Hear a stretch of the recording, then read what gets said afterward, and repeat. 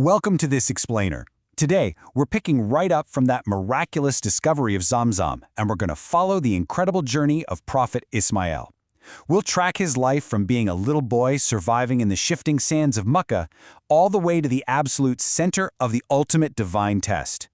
Now, if you've been following the historical narrative of this region, you know it all kicked off with a massive act of faith in a totally scorching, barren desert. So, how did that initial seed of faith actually blossom? Well, we're diving into how this helpless infant grew into an extraordinary young man, only to face a trial so unimaginable, so monumental, that the Quran literally immortalizes it as the Ziv Azim, the great sacrifice.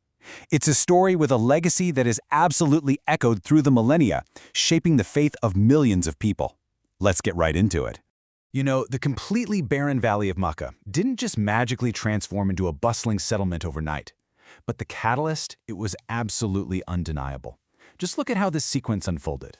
First up, we have Hajar and young Ismail left alone in the desolate desert. I mean, talk about an act of pure, unadulterated trust in divine providence, right? Then, boom, that profound trust is immediately rewarded. The miraculous discovery of Zamzam happens, a literal gushing spring of blessed water in an otherwise completely uninhabitable wasteland. And well, that naturally brings us to the third part of our timeline. Because water brings life, and out in the middle of a desert, it brings people. The Jurhum tribe, who were traveling all the way from Yemen, realized water had been found, and they asked for permission to settle right there. Because of this one single spring, a desolate, quiet valley started its rapid transformation into a thriving, populated hub. And Ismail?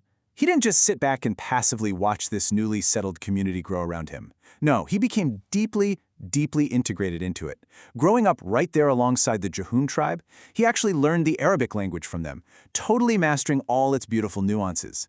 He also got incredibly good at the critical art of archery, which, let's be honest, was a pretty vital survival and defense skill out in that harsh desert landscape.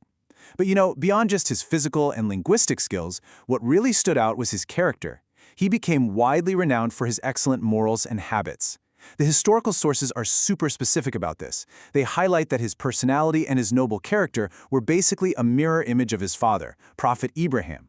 He was really growing into a serious leader, a young man of absolute integrity. Now, Prophet Ibrahim didn't live in Mecca continuously, but he would make the journey back to visit his family.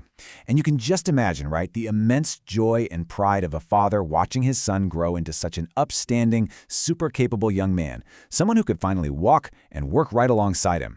But just as Ismail reached this prime age of youth and companionship, the ultimate trial was set into motion. It really begs the question, what happens when faith demands the ultimate sacrifice? And we're not just talking about a sacrifice of wealth or maybe your time or your comfort. What happens when you're asked to give up the very thing you love most in the entire world? So to really grasp the absolute weight of this moment, we have to understand this concept called wahi. See, for the prophets, their dreams are not like our dreams. They aren't just, random subconscious thoughts filtering through your brain after a long day. The dreams of the prophets are absolute truth. They are a direct form of divine revelation. So when Prophet Ibrahim had this recurring dream that he was sacrificing his son Ismail, there was zero doubt, no ambiguity whatsoever. He knew, with terrifying certainty, that this was a direct command from God. It was a test of obedience of the absolute highest order imaginable. I want you to just think about the emotional gravity of this conversation for a second. How on earth does a father tell his son that he's been commanded to end his life? But Ibrahim, he approaches Ismail with complete transparency. He asks his son for his take on the vision. And Ismail's response?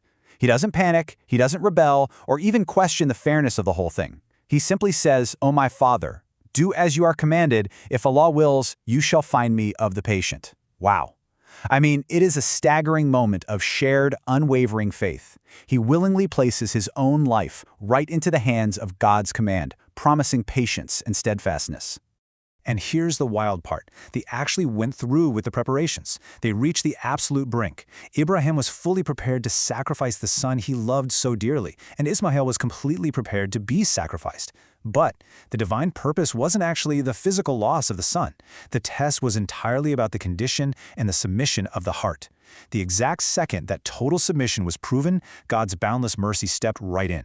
Just as Surah As-Safat verse 107 tells us, God provided a ram, a Ziv Azim, or great sacrifice, to be offered in Ismail's place. The ultimate test passed flawlessly by both father and son. You know, sometimes in historical discussions, people ask questions about exactly which son was part of this event. But the foundational, highly authenticated Islamic texts, like Sahih Bukhari, they leave absolutely no ambiguity here. It was Ismail. In fact, Prophet Muhammad deeply, deeply honored this incredible family history. He actually famously referred to himself as Ibn Zabihain, which translates to the son of the two sacrificed ones. He was directly referencing his proud lineage from two ancestors who were intended for sacrifice, his own father Abdallah in a totally separate historical incident, and his forefather Prophet Ismail. So, breaking down the legacy of this massive event, we really see a clear spiritual progression here. It proves that when a person places complete trust in God, doors of boundless mercy just swing open. Step 1 is Tawakkul, that perfect, unyielding trust in God's plan, even when it completely defies our own logic or understanding. Step 2 is putting that trust into action. Are you willing to sacrifice what you hold most beloved for that higher command? Because let's face it, it's pretty easy to give up stuff we don't really care about, right? The true test is letting go of what we truly cherish. And by fulfilling those two steps, we hit the final stage, unlocking immense divine mercy. This very act of submission created the eternal Sunnah, the tradition, of Ibrahim. Literally, the animal sacrifice that millions and millions of people observe globally every single year is a direct, living memorial to this exact moment of devotion. As we wrap up this explainer on Tawakkul and unwavering devotion, I really want to leave you with a final provocative thought to chew on regarding our own lives and faith. You see, the story of Prophet Ismail isn't just some historical recounting. It's honestly a mirror for our own spiritual state. Now, we might never be tested in the exact literal way that Ibrahim and Ismail were, but we all absolutely face our own deeply personal tests of attachment.